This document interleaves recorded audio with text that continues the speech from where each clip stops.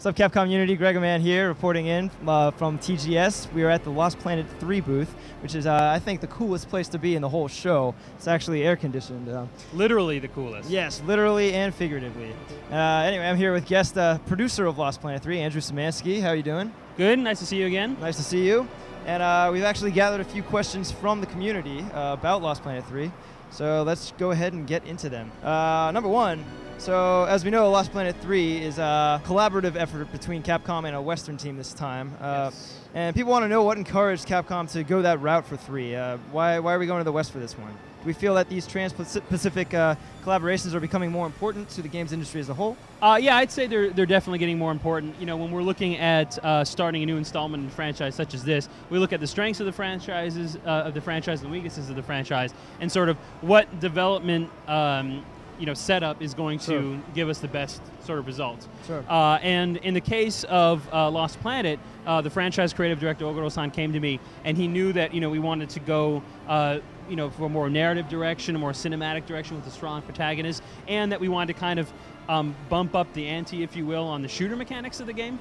And so it was sort of a natural progression to say, we're going to take the strengths that the Osaka team has from the 2 games that they've made and kind of marry that with expertise in shooters from Spark in LA, who's helping us with the development. I mean, the concept is really to try to make something that's greater than the sum of its parts. Oh, yeah. Basically a game that neither the Osaka team nor Spark alone could make. It's all about the collaboration.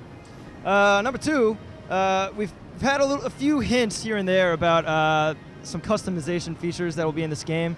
Is there anything you can tell us in certain or vague terms about sort of the level of what will be available to players? Yeah, there's going to be quite a bit of customization. As far as the single-player campaign goes, a lot of the customization is actually going to be in purchasing upgrades for both Jim, the character himself, and for the rig.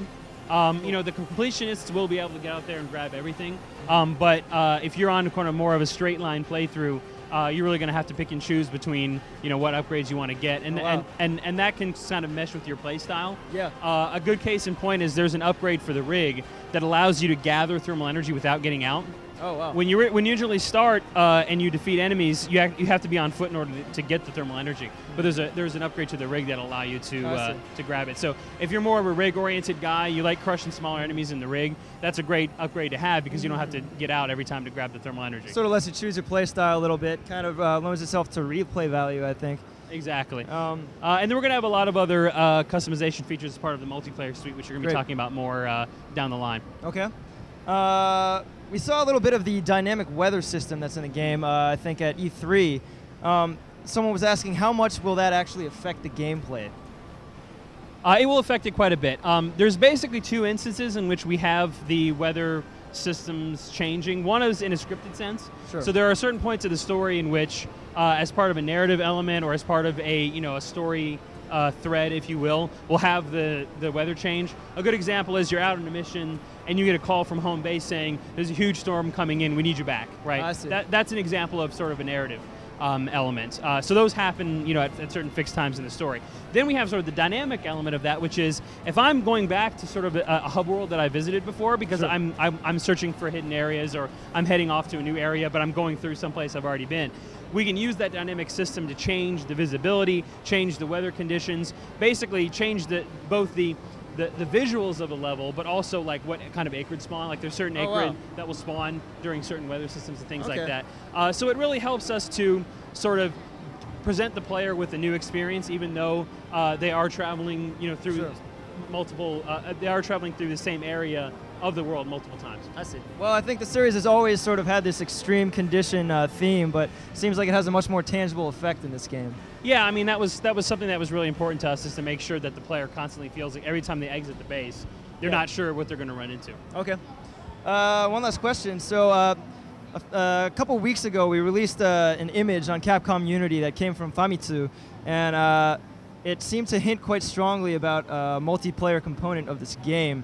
Sure, yeah. The image that was released was one that went out to Famitsu to celebrate the fact that we actually do have for the first time ever worldwide, multiplayer here at the show. Yeah. Multiplayer has always been a really important part of Lost Planet, and it's also, of course, very important to all of our consumers. But here in Japan, TGS is sort of the be-all and end-all. Oh, yeah. So we really felt, since this is our only opportunity to show the game off at TGS, that we wanted to include that key component.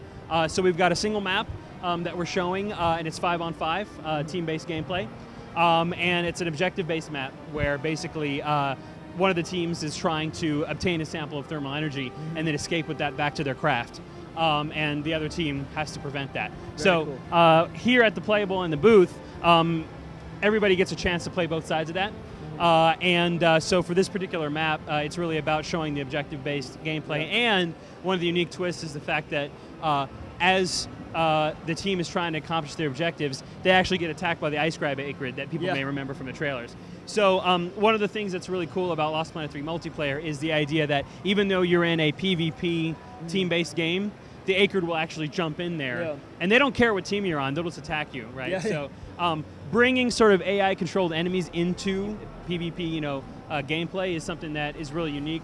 That we're doing. So, and looking forward to, we've got a whole mess of other multiplayer stuff, and we're going to be showing that off as we move forward. So, excellent. Even if you can't be here in Tokyo to play it, you will have a chance to see it before long.